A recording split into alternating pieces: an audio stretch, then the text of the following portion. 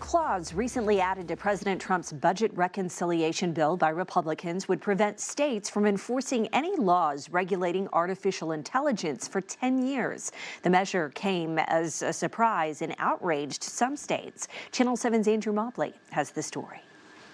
Arkansas Attorney General Tim Griffin is among no less than 40 attorneys general from around the nation who sent a letter last Friday protesting the measure blocking the ability of states to regulate AI.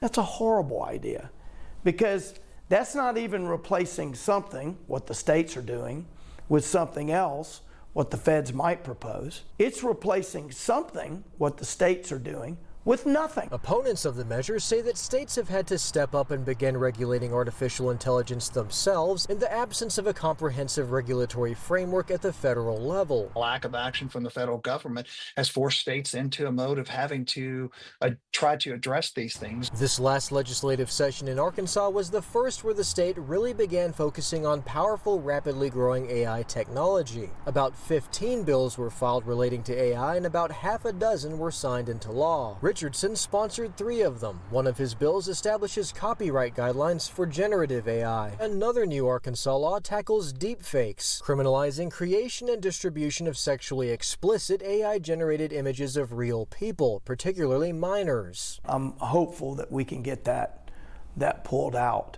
so that good legislation like this that relates to stopping child pornography will continue to be effective and operative. But now the proposed moratorium may hamper Arkansas's ability to regulate exploitative AI-generated material. Arkansas officials question the proposed moratorium's seeming disregard for the need for state regulation in addition to federal regulation, which again is lacking. You still have local components of these technologies that will have to be addressed at the local level. Just putting a moratorium on any kinds of legal action is not the right approach. The proposed moratorium faces a lot of opposition, and states are hopeful that it won't make it through the U.S. Senate.